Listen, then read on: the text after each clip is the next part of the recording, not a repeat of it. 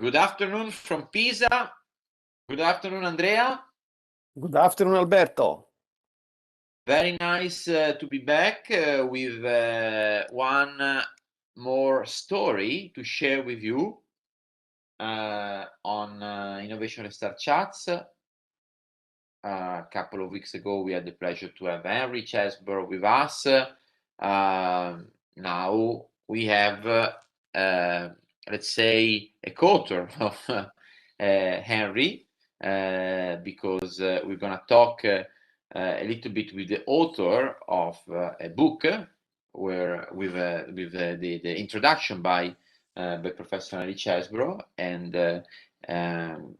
but we'll get there. First of all, let me this was Andrea, now to give a sense of continuity to the Innovation Research Chats, to make sure that people don't think that we could do things like a random walk, but there is a sense in our process. But Andrea, let me introduce, if you agree, our guest of today, Marco Alberti. Ciao Marco. Ciao a tutti. Okay, Marco is here with us. Is connected from right now. I believe you are in Rome, Marco. I am in Italian. And now Marco is currently working in NL, and his office reports directly to the group CEO, and is working at the in an interesting position within NL that coordinates international affairs and institutional activities, and he will tell us a little bit about that. But what is interesting is that besides being in NL right now, Marco is a career diplomat. Actually, defines himself as a business diplomat with 20 years of activities serving our government around the world, in places like Argentina, where he started, to New York, and then he joined NL to work on international institutional affairs. A new interesting chapter of his life is about to open, but we are going to talk about the current chapters of Marco's life and his past experience in the various posts that he has covered, and all the grounds that he has covered. And Marco, in your career in the Foreign Service, I would like to emphasize something that in our conversations we shared a lot, which is the connections. Okay, let's start lightly, between private sector and public sector. It seems to me that you have seen a lot of opportunities and interesting things happening when the private sector work together with the public sector. Is it how would you characterize the main best practice that you have seen throughout your careers on public-private collaborations and partnerships? Thank you, Alberto, for having me here, and thank you to all of you. I mean, for sharing your time with me. And good question. I think that my idea was to work and contaminate myself. I just wanted to contaminate my professional experience from the very beginning of my career. I started working for an American company in the private sector, then I jumped into public sector, And then now I have spent 9 years in Enel looking through diplomatic eyes the incredible transformation of a company like Enel, which is a utility and traditionally not very innovative, you know. But the great experience has been, I mean, to touch with my hand how things can change when people are able to change in reality. And you told me, you asked me, I mean, to tell you something about best practice. I think that the concept, one of the lessons that I learned spending my time in NL is that best practice is an old concept. We need to think about next practice. I mean, the idea of next practice, you know, of what you can do starting from now on. Because the reality today is too quick to respect the time of the best practice. I mean, best practice have no time. Practice has no time, I mean, to consolidate. They become something new. And what I learned is to how to open up the public sector to the company and how the company can absorb value from the public sector. That's exactly what I learned and what I tried, I mean, to put into practice. We launched, for instance, a new program called Open Dialogue between the company NL and the Minister of Foreign Affairs. Respective directorate generals worked for the entire year. I mean, trying, I mean, to create something new, and particularly trying, I mean, to solve problems. I mean, second point, I learned that innovation is not, I mean, the first step for innovation is to asking ourselves the right questions. And in order to ask ourselves the right questions, we need to listen to the other ones, including when we are talking about public and private. The future of collaboration is not public or private, as it happened for a long time. And it's not public and private, probably, but it's public with private. So the possibility to work together. Sorry. First step to open up to one another.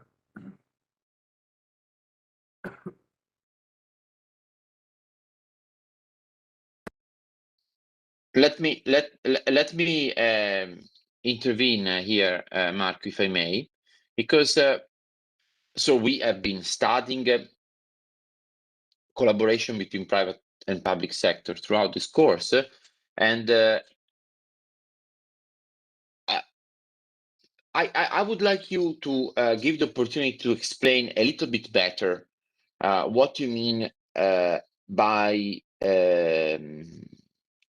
working with, public with private. Because, okay, if I think about collaborations are, it's the form of engagement that therefore you have a partner working with another partner. But there is something missing probably in this description that you want to emphasize, that you do emphasize in your experience in Enel. Yes, I think that normally people respect one another. Public sector respect the private sector and vice versa. But this is not enough. When I say working together, public with private, I mean that we have to strategically think together a common objective, a common goal to reach out to, and backward, I mean, to find a way to work together in order to reach out to that. Because normally, when a company talks to a public institutions, ask for solving some problems. The last resort is the public sector, you know, and vice versa. The public sector looks at the company as some, I mean, different reality where there is no possibility of collaboration, just respect. But if you fix a common goal, if you fix a common objective, it's much more easy to work strategically. Let me give you an example. The United Nations 2030 Sustainable Agenda is a typical example of how we can work together. The public sector framework, the way, I mean, to transform the entire system, the entire growth model, and the companies accepted the SDGs and aligned to the SDGs in order to transform their own strategies, in order to align the strategies to the new concept of sustainability. That's exactly what I mean when I say that we can work together. And the the United Nations Agenda 2030 works exactly because every actor respects its role.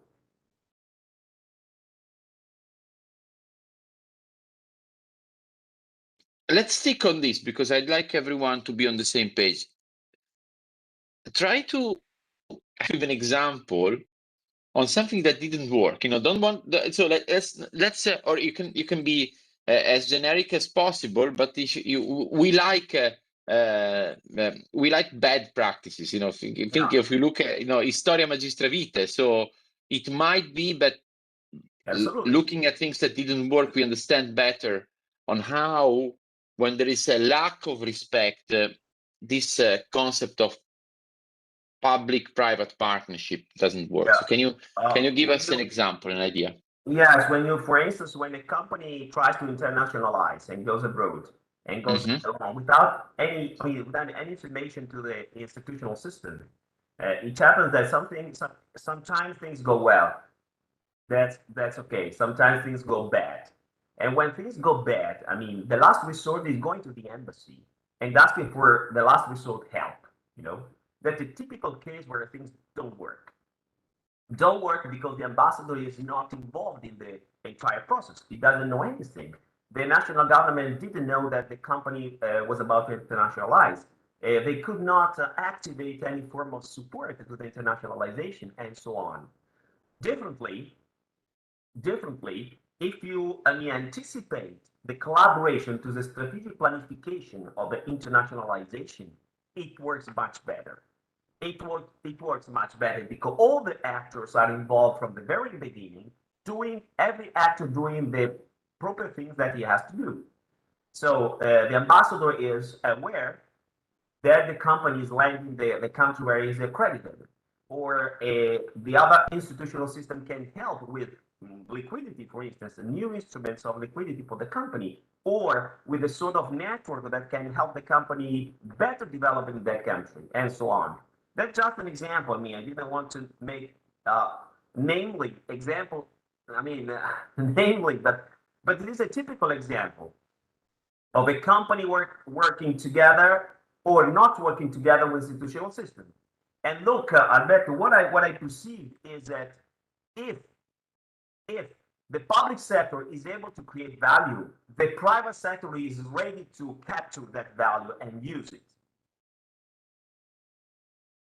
It's a prejudice. I disagree with the prejudice that the private sector doesn't want to work with the public sector. It's false.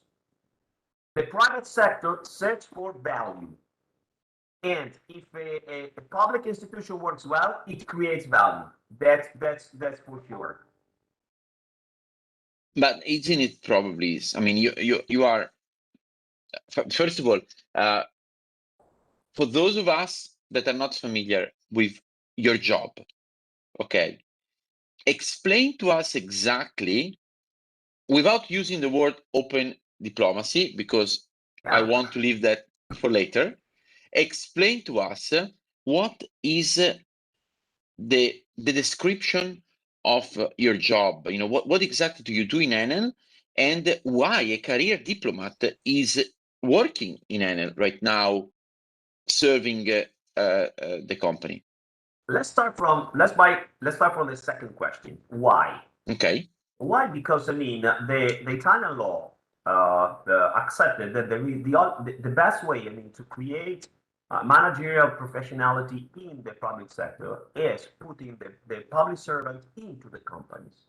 And there is a swap. There is a law allowing a swap. I'm here working for Enel, and there is an executive of Enel working inside the Ministry of Foreign Affairs. So it's a swap.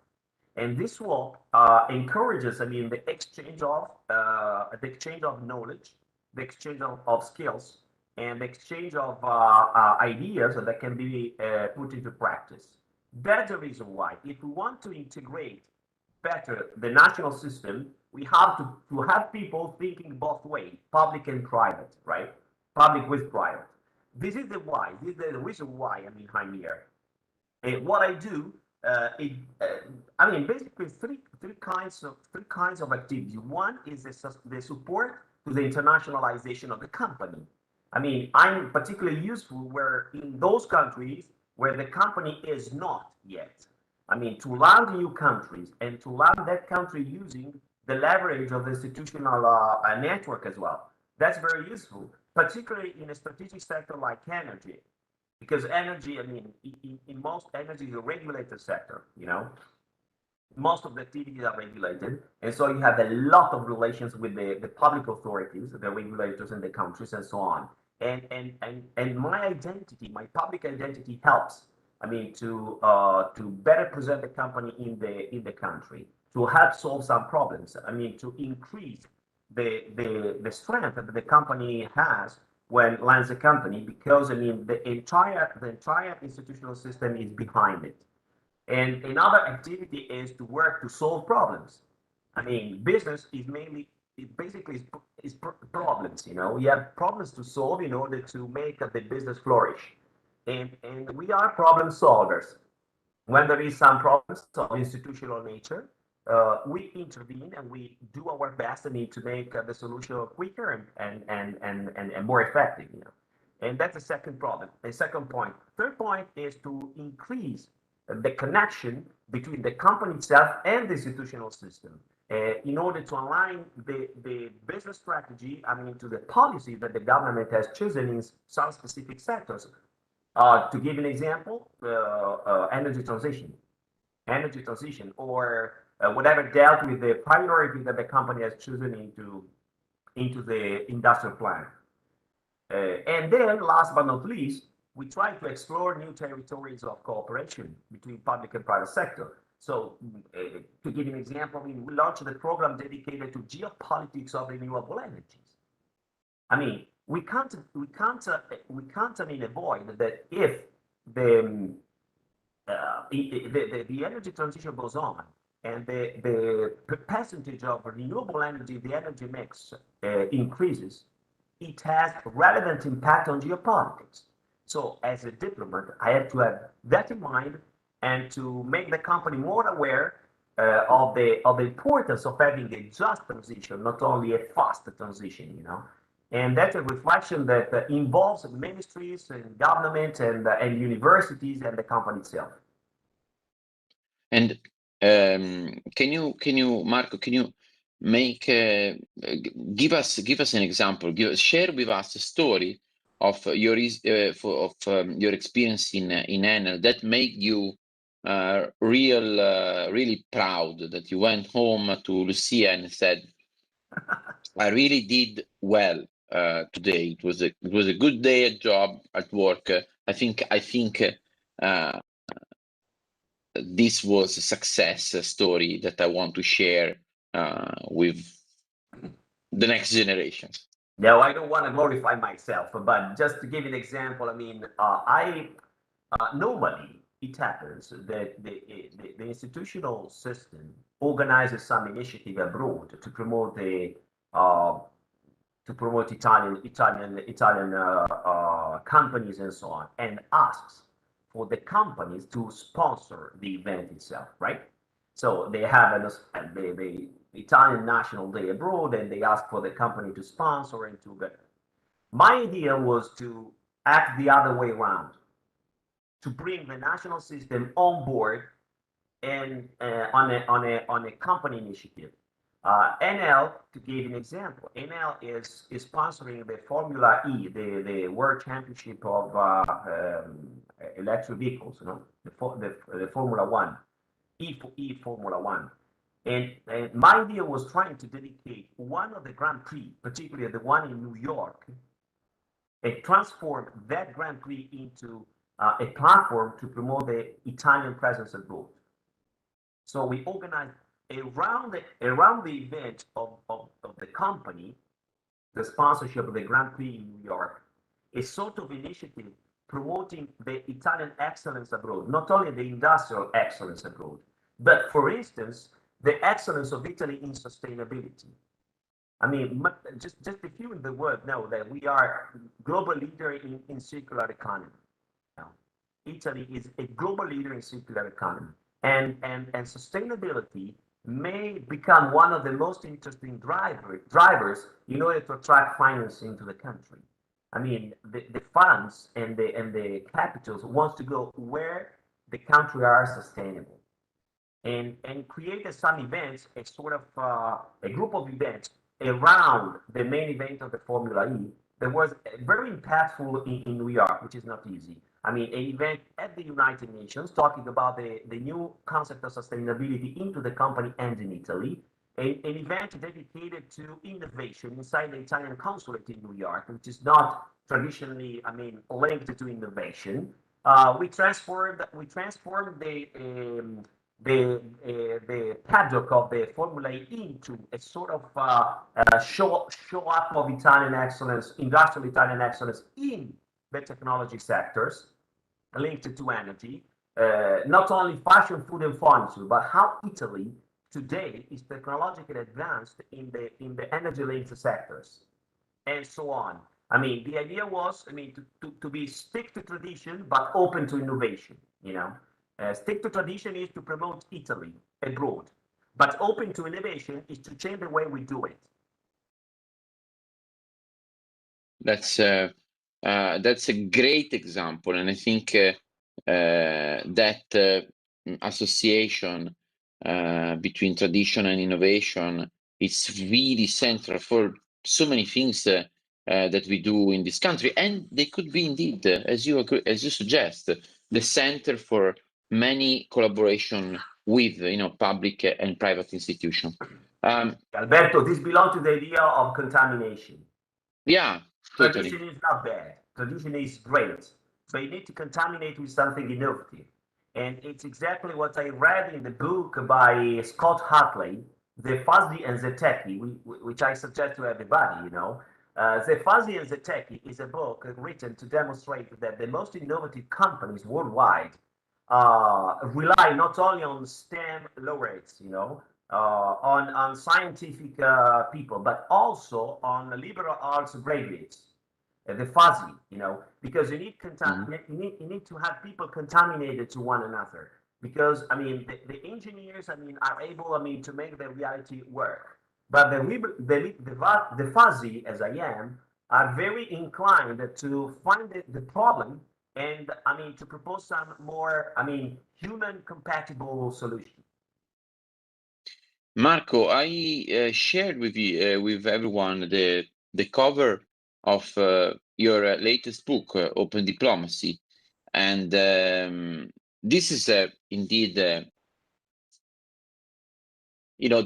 book that people should write. You know that I'm surrounded by books that are written about stuff, and then people write about stuff that they pretend to know. Here in this book, you narrow the topics to the things that you touched in your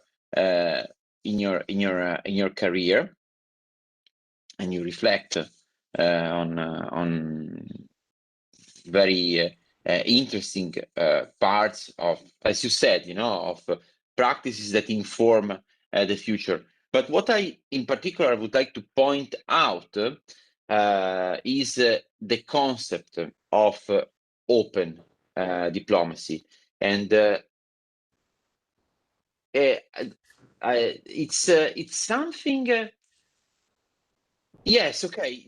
We are opening up through diplomacy for sure. But if there is something that I would like my diplomats to be very careful, is to keep secrets and to keep things confidential, and to ensure certain protocols to be respected. Whereas you come up with this term, open diplomacy, that might be a little bit counterintuitive. So I would like you to start talking to us about your book, emphasizing why you chose this title, and what is the concept. How would you define open diplomacy? And if you can, give us a definition also of what you would define as closed diplomacy. Yeah, great. look, I mean, open diplomacy is exactly what we were talking a couple of minutes ago. You know, respect tradition and open to innovation, right? So the idea is to put together two terms that apparently are not, I mean, compatible. And the stereotype is that diplomacy is closed and I mean secretive and so on. And it's true. I mean, there are part of the national interest that you need to protect by being secretive. I mean, confidentiality is something necessary to protect some national interest that diplomacy is expected to protect and promote. But uh, living my experience in NL, I understood that there is a way, I mean, particularly in economic diplomacy, that you can create value opening up to the external stakeholders. I mean, open diplomacy is the idea that diplomacy itself can grow and be more and more relevant for the national system if it opens up and absorbs new ideas from a variety of stakeholders, from a variety of new, I mean, exchanges of ideas. And it's not really, frankly speaking, I mean, there are a lot of countries that are already experiencing the idea that open diplomacy open innovation is the right way to improve the public services, you know. And my idea, expressed in open diplomacy, is that diplomacy has an incredible advantage because it treats with companies. And companies themselves, I mean, are extremely open to interact with the public services when they want to create value, and that's exactly what happens, you know. And the idea that diplomacy is not only, I mean, the international relations and the, the political affairs and so on. It's also the way we can absorb innovation from the companies and improve the public service that we provide the companies themselves. Uh, what do we need? In my opinion, we need a different mindset to work this way. I mean, the acceptance that something good can come from something very good and innovative can come from others, you know, and that the key point is good questions, not only right answers. Asking good questions is a good starting point. And ideas, Alberto, ideas. I mean, the open diplomat is one who believes that ideas are like people, you know. Uh, they don't like being isolated. Ideas are like people. They don't like being isolated or being treated like with jealousy, you know. That's my idea. I mean, the value is co-created today. And also, the diplomatic value is co-created. We increase at the level of our service if you are ready to share that service and share the ideas that push that service with others. One aspect that you emphasize is, however, that we are about to see some very profound changes because of the pandemic, because of the new normal that we have lived through these years. But how, in your opinion, your work is about to change? Or do you expect things to just go back to the way they were before? I'm just very curious. I don't know. Yeah. What do you think? In your book, you provide some analysis on how things are steering in a direction. But do you think that this is a new direction that will continue, and therefore we need to invest on believing that that is a new road to follow, or it's actually better to wait for things to go back to normal? Yeah, yeah. First, let me say that I'm extremely proud of representing my country, which is something that we have to rediscover. The importance of being proud of representing our countries everywhere we are. And that's the first point. Second point is that, I mean, I'm not too old, but when I got my degree in law, international law, Alberto, Google did not exist. Google did not exist. And when I got into diplomacy in 2000, internet had 394 million users. 390 million users. Today are 4 billion. So, and I was reading something that, I mean, impressed me very much, that today any tablet that we normally use has a processing capacity of equal to 5,000 fixed computers of 30 years ago. So if this is the world we are living in, it's impossible to work the same way than 30 years ago. That's clear. So the point is not if diplomacy will be useful or not. It will be. But the right question is what diplomacy will be useful to promote the national interest abroad. And I think the key point is not digital diplomacy. Digital diplomacy, Alberto, is something already old-fashioned. Digital diplomacy is how the diplomat is able to use the digital tools, you know? No, I think that we are going very quickly towards a data-driven diplomacy, which means how the data and how the new, technological and the digital environment is changing the way we do diplomacy. Is changing the way we interact with others, is changing the way that companies and national governments create priorities at international level. And once again, the more we are digital, the more we need cooperation between public and private sectors. Digitalization is public and private by definition. Because if you think that, the confrontation between US and China on the 5G is not only a question of Beijing and Washington, is also a question between Huawei and Google. And if we think that 85% of the big data are in private hands today, it's logical. It's logical that we are going towards a more public and private system. Public and private cooperation will be more and more necessary. The more we get digital, the more we need cooperation between public and private sector. NL is on the cloud, right? We are on the cloud, and companies are going on the cloud in order to protect and to better manage the big data. But data are not in the cloud at the beginning, are in the cables, and the cables lies on public ground, you know.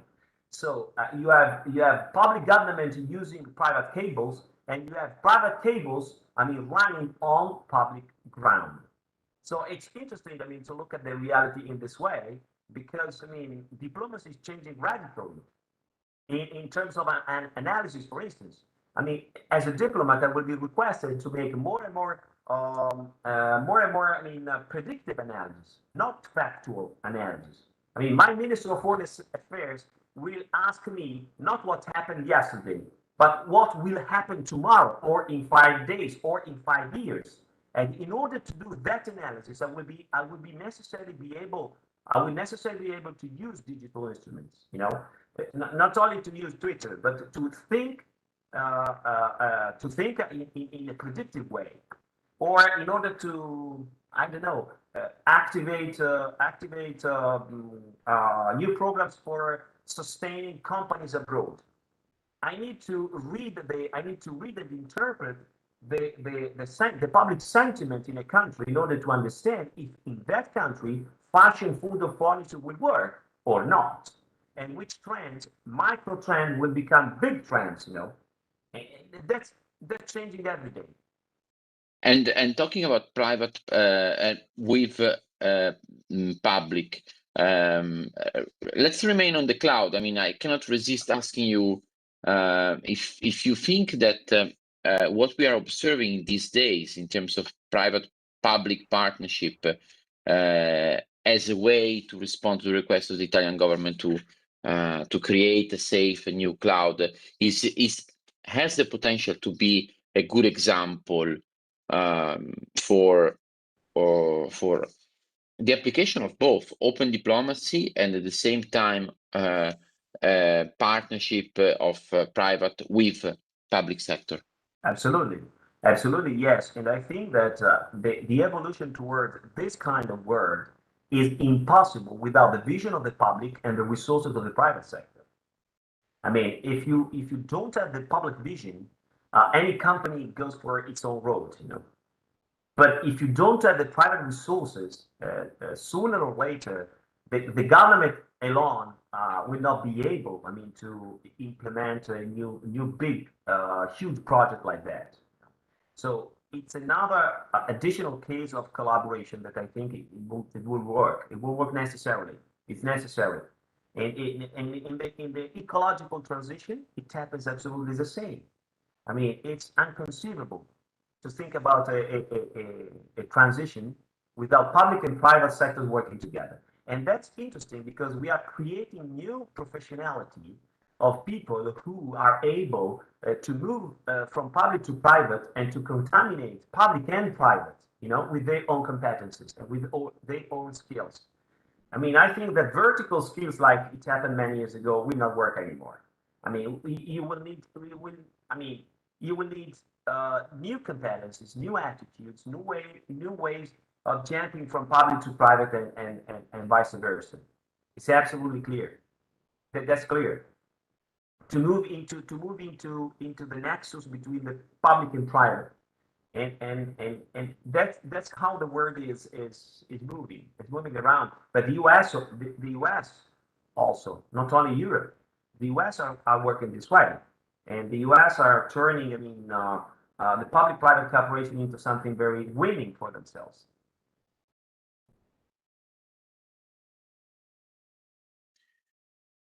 I wonder now, Marco, if we can switch a little bit the topic. I mean, you talked a lot about the relevance of people, but as these challenges are changing, I think you are not also talking about the same people that were part of your profession 20 years ago. I mean, some of them retired, but also we evolved, you know, and if you think retrospectively of the type of competences that were required and requested by you, by your boss and by your activities 20 years ago are not the same type of resources and competences that you are required to have right now. So this question is divided into two parts. The first part is about you. What do you think? How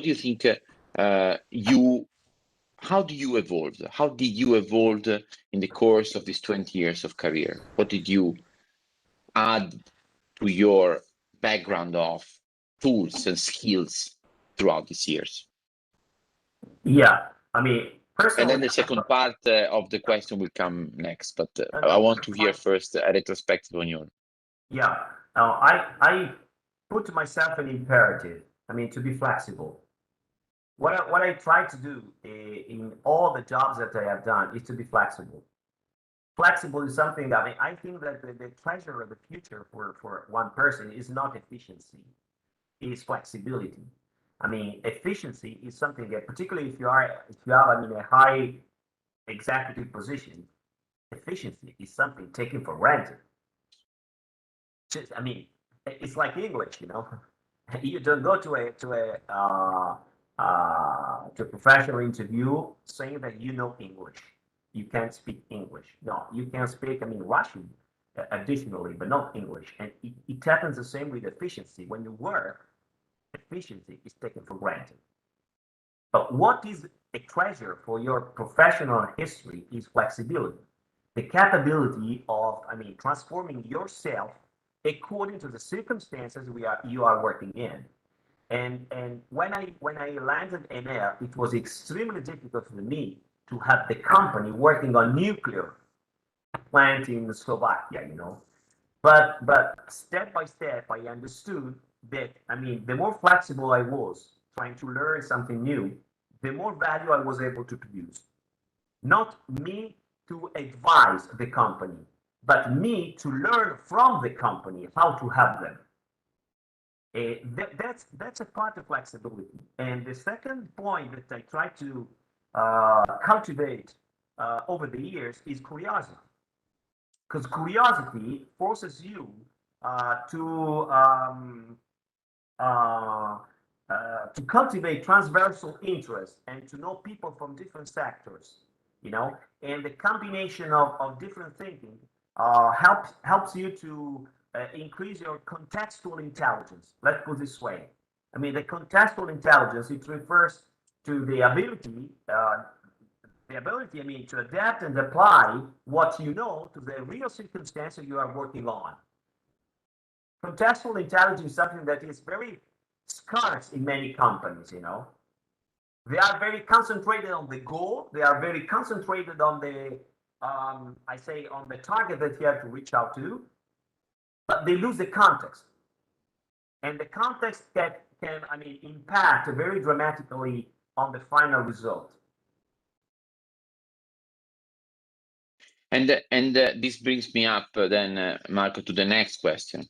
You know, you have a career, and you know, reaching towards the conclusion of our conversation. Maybe Andrea, as a follow-up question for you, but what is it that, in your opinion, is very much required right now for my students, for people that are coming out of a business school or a management program, and are looking at you and your career and say, oh, wow, that's interesting. They want to have some international exposure. They want to travel the world. They want to be influential to the organization where they're going to work in. Can you help them make the right decisions on what is the next skill, the next tool that they need to add for the background? Alberto, if I had to answer this way, I mean, abruptly and immediately, I would say critical thinking. What I was extremely impressed by my boss, by the CEO of Enel, is the critical thinking. That the very capability and attitude, not only, it's not a skill, it's an attitude, it's a capability of looking at reality in a different way and making the difference. And that's the critical thinking helps people, I mean, to anticipate reality, you know. And who are the successful people today? Who are the successful companies today? Who are the successful governments today? The ones who are able to anticipate reality. And it's risky, yes, it is. But the critical thinking helps you, I mean, to have an idea of what's going on and to, I mean, prepare to the what's happening in a better way. I mean, let me give you once again the example of Enel. I mean, 10 years ago, Enel started, I mean, to generate renewable energy 10 years ago. Nobody believed in renewable energy. Nobody. I mean, it was completely, minor in the energy mix. Then everybody started to put renewable energy as a very priority of the generation. And then what did Enel? Enel said that the key point for the energy transition was not renewable energy only, was renewable energy and digitized grids, and started investing in grids some years before the other companies did. And now that everybody is thinking about grids and digitalization of grids, Enel is saying, no, I'm talking about the high value services to the final clients. Because we have, I mean, to create a client centricity in the electricity as well. The critical thinking helps you to anticipate reality and to be successful. That's what I think that it's very, it makes a difference. So in vision, Alberto, if you allow me an hashtag, managing is something that you can learn.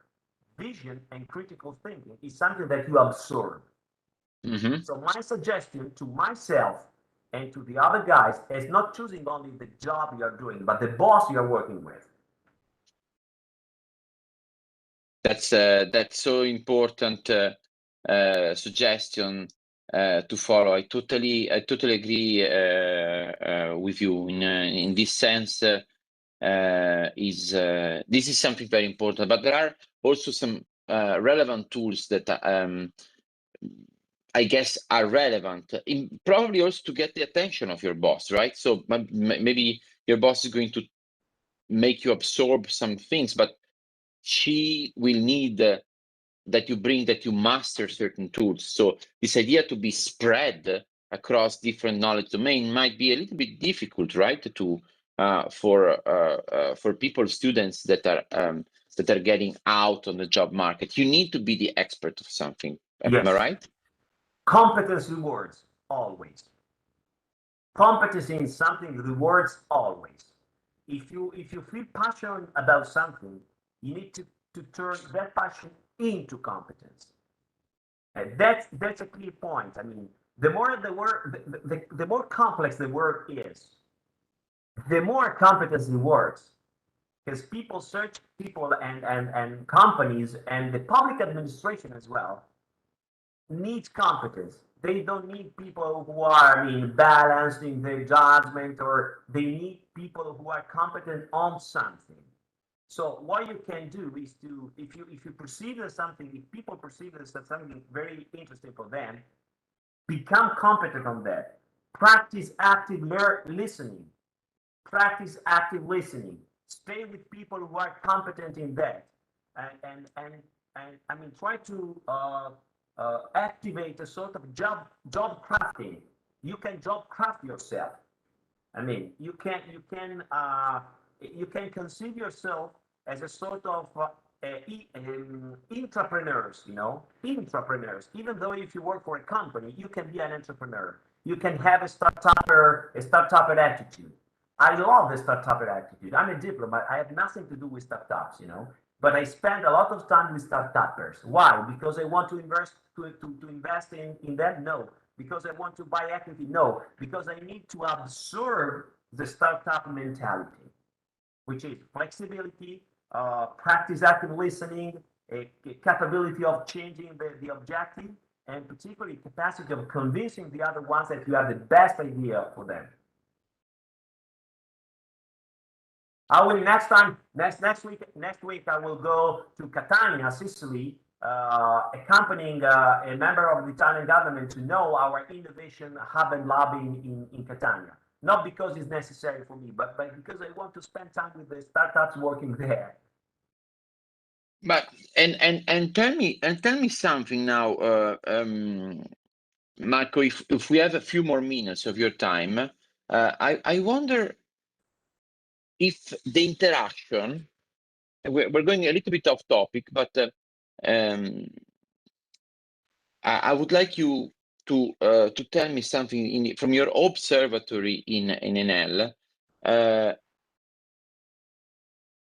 Is the interaction between startups and large companies working within the Enel ecosystems and your partner ecosystem? If so, how is working to combine competences? Yeah, Enel made a choice. Do you know how much money Enel invests in R&D? Tell us. Enel has a capitalization of value of 90 billion, and I mean it's a 70 billion revenues, and the investment in R&D are zero. Because the philosophy is open innovation, not putting money on somebody who thinks about how to innovate the world inside the company, but asking startups if they have a better solution for the problem we have. Simply like that, you know.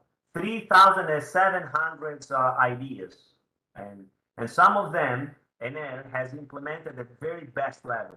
I mean, we were a couple of hours ago, we were talking about Nozomi. Nozomi is a very qualified company. Yes, started with the help of Enel. Enel is not a venture capital. Enel is not interested in the equity. But what the company does is industrialize an idea if that idea is good to solve the problem the company has. And how did we do that? Two ways, basically. One is open up 10 innovation hubs and labs worldwide. I mean, the company Enel did not open up countries, traditionally speaking, countries, but innovation hubs. We have innovation hubs in 9 different countries, and those are the entry point of innovation in Israel, in Russia, in Spain, in Brazil, in Chile, in the US, of course, in Spain, and so on. So it's a permanent, everlasting interaction between the company and the startup. Second, the open innovability crowdsourcing platform. I mean, that's a very powerful platform. I mean, ideas need to flow, you know. So what the company does is putting the right question, asking the right question, which is a call for ideas is a good question, you know. Can you solve this problem? And the best solution need to be, encouraged and industrialized. That's the way basically the company works. And I think that the right way to work with the private sector, with the public sector as well. We connected the open innovability crowdsourcing platform of Enel with other public platforms in order to implement the activity and exchange of ideas. Let me say that this is the great lessons that I learned, that we have to, I mean, we have three steps. One, even as a diplomat, not as a startup, but as a diplomat, three steps. One is to move out from the comfort zone. I mean, I do what I have always done is the most dangerous sentence that we can pronounce. I mean, it's extremely dangerous, extremely risky, extremely against innovation. Second, my idea is to move urgently into a sort of challenging zone, you know. In challenging zone means that you need to put yourself at risk. You need to ask yourself how to do something new. That's a challenging zone. But spending my time at Enel has meant for me to explore a sort of creative zone, including in my public servant job, which is I attempt to think what I have never thought before. That's the idea. I mean, try to think what you have never thought before. There's something possible beyond the limit, and there is something possible that your job is transforming the best practice into the next practice. The creative zone is there. Is it possible to have a creative diplomat? Yes. Creativity is not only for startups. It's a different concept of creativity. Creativity is offering your decision maker different options. And that's what I want to do. I mean, to offer my Minister of Foreign Affairs, different options facing, complex problems. Marco, may I ask you a very, very last question? And sorry if Absolutely. we are out of time. Because it came into my mind when you were mentioning the involvement of startups, no, in large companies like Enel, and thinking back to the private-public partnership.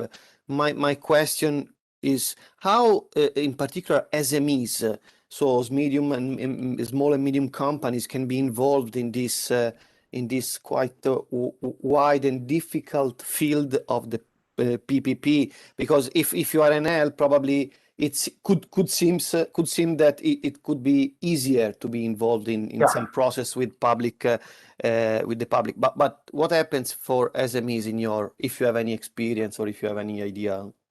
Absolutely. I will try to answer with an example, Andrea. I mean, after the pandemic, the first problem for SMEs was, liquidity.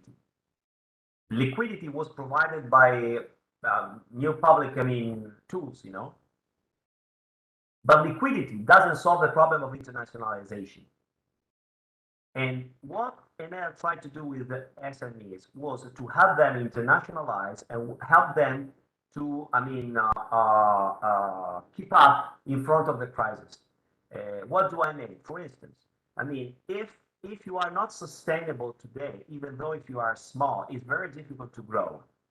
So sustainability has become a factor of competitiveness. What does Enel do with the companies of their supply chain, for instance? Enel helps them to be more and more sustainable, to change the strategy and to put sustainability at the very center of the strategy in order for them to export better, to invest better, and to be more attractive for foreign investments with specific programs, with specific initiatives, with specific expertise transferred to the entire value chain, to the entire supply chain of the company. Or, I mean, another example can be the following one. I mean, if you have some financing problems at some conditions, and it can, I mean, help the SMEs, I mean, to solve the financial problems in order, I mean, to consolidate abroad its business abroad and to be more credible for the clients as well. I mean, it's not easy to find money now. It's more easy. It's easier because, I mean, there are a lot of liquidity, but before the pandemic it was not. So, I mean, the focus of the company is to make the SMEs of the supply chain grow together. That's the idea. Not buying them, not getting into the equity, but helping them grow in terms of industrial, I mean, competition. Thank you, Marco. That's a very good answer. I think one of the best answers I've received so far to understand, you know, the type of collaboration between SMEs and in PVP, and I really thank you for that. So we've been together for an hour. The time flies when you are meeting interesting persons.